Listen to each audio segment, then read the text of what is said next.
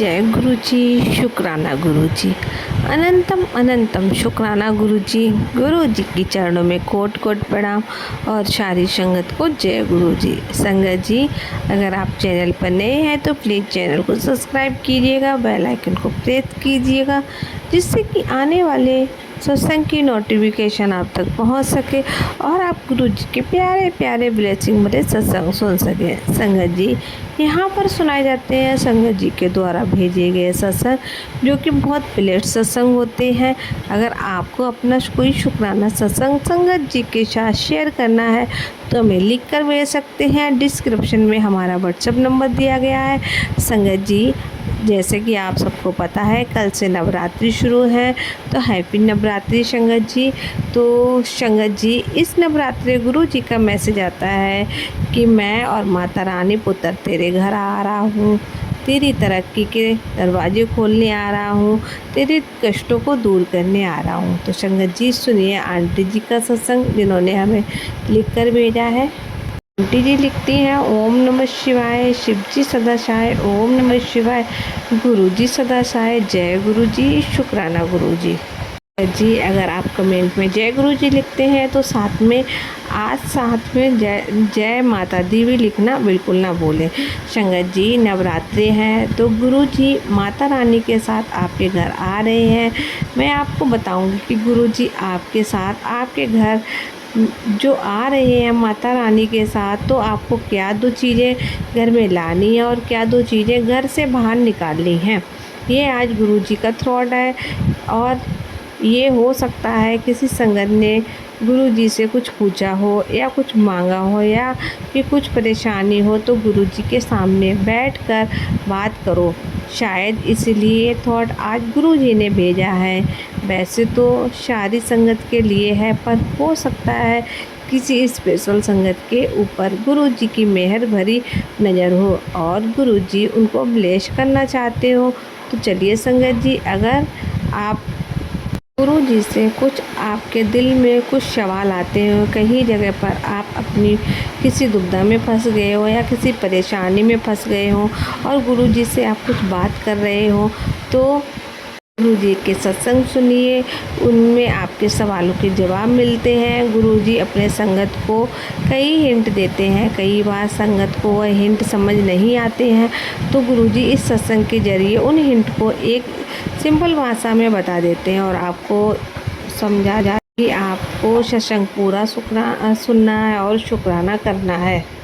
जी, अगर आपने ज़िंदगी में अच्छा काम किया है तो चलिए संगत जी, आज का थ्रोट जो है वह माता रानी का है। गुरु जी कहते हैं, मैं कल से नवरात्रि शुरू है और माता रानी तो किसी के मन में और गुरु जी किसी के मन में वहम नहीं डालते हैं, बल्कि निकालते हैं।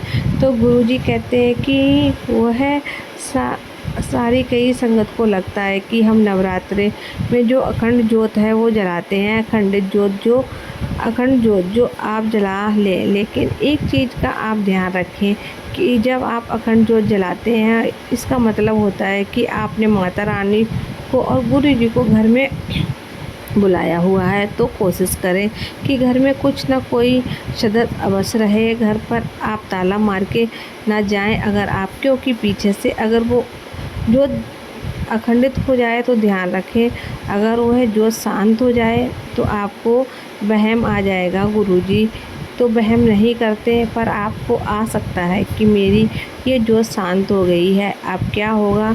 तो अगर आप सच्चे मन से दिल से गुरुजी के लिए, माता रानी के लिए अखंड ज्योत जलाएं रखें ना, सिर्फ नवरात्रों की वेट ना करें। तो ये एक बहुत बड़ी आपके लिए गुरु जी के और माता रानी के प्रति प्रेम होगा। अखंड ज्योत जला लें और आपका ध्यान घर के बाहर के कामों में है तो अखंड ज्योत जलाने का कोई फ़ायदा नहीं है। अखंड ज्योत अपने दिल में जलाएं, अपने मन में जलाएं, अपनी बाड़ी में जलाएं और वह ऐसे जलाएं जो ज़िंदगी भर बंद ना हो, इतनी शुद्ध हो जाए, वो इतनी शुद्ध हो जिसमें कपट ना हो किसी के लिए। देखिए, अब मैं आपको बोला, गुरुजी कहते हैं, माता रानी के साथ आ रहा हूँ, तेरे घर स्वागत के लिए ये 2 काम और करने हैं। या कौन सी चीज़ें तुझे घर से बाहर निकालनी है और कौन सी चीज़ें तुझे घर के अंदर लानी है। संगत जी, गुरुजी और माता रानी आपके पूरे घर में घूम रही हैं। गुरुजी घूम रहे हैं, समझ रहे हैं। तो घर में कोई आपके साथ कैसा भी व्यवहार करे, कुछ भी बोले, कुछ भी करे, आपने जवाब नहीं देना है। उल्टा किसी को आपने अपने चेहरे पर मुस्कुराहट रखनी है। आपने ये सोचा है कि नहीं, मेरे घर में गुरुजी बैठे हैं, माता रानी बैठी हैं, ये सब जो बोल रहे हैं ये सब चीज़ें इनके साथ ही ख़त्म हो जानी है। मैंने अपनी माता रानी को और अपने गुरुजी की भक्ति में लगे रहना है। मैंने किसी को जवाब नहीं देना है, इनकी बातें ख़त्म हो जाएंगी। पर ये सब आज ये जो बोल रहे हैं, अगर मैंने जवाब दे दिया तो घर का माहौल ख़राब हो जाएगा। और गुरुजी और माता रानी बैठे हैं तो मुझे घर का माहौल ख़राब नहीं करना है। और दूसरी चीज़ ये है, घर में सुगंध वाली कोई खुशबू फैला दें, चाहे अगरबत्ती हो, चाहे इस परफ्यूम हो या कपूर जला दें। इस अच्छा सा फूल ले आएँ और फूलों की खुशबू घर में कर दें। किसी भी तरह की खुशबू होनी चाहिए।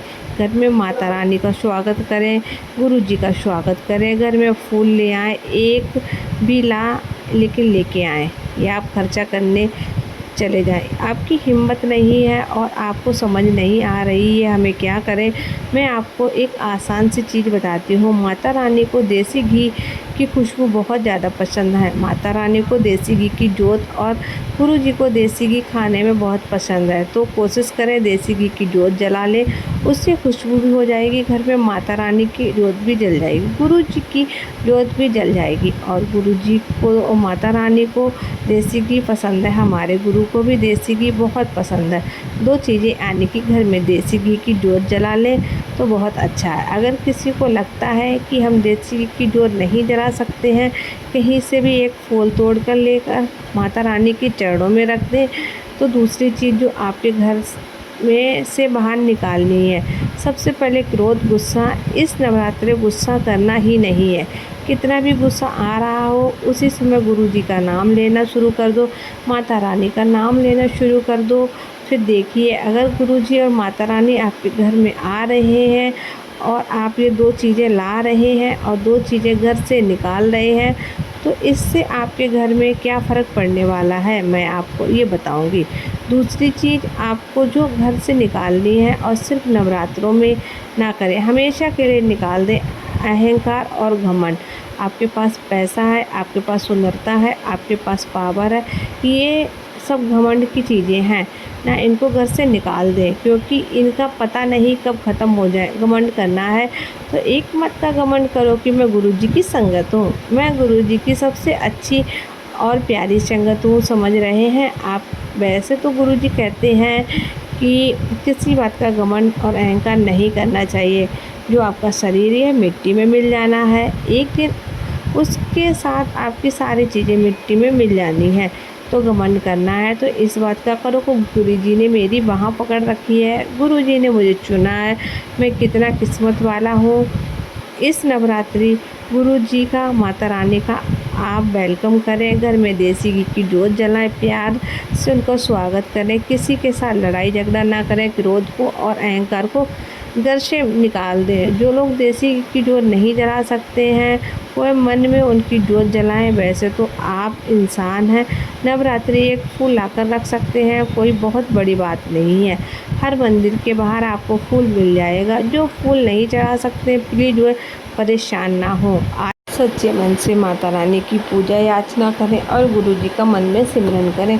गुरुजी माता रानी प्यार के भूखे हैं, वो किसी चीज़ के नहीं भूखे हैं। तो संगत जी, आज आपको समझ में आ गया हो गया कि माता रानी को क्या चढ़ाएं, क्या नहीं चढ़ाएं और क्या घर से आपको बाहर निकालनी है। तो संगत जी, यही था आज का सत्संग जो कि एक आंटी जी ने शेयर किया है। तो मिलते हैं आपसे अगले सत्संग में, तब तक के लिए जय गुरुजी, शुक्राना गुरुजी, अनंतम अनंतम शुक्राना गुरुजी। मिलते हैं आपसे कल के सत्संग में, तब तक के लिए जय गुरुजी, शुक्राना।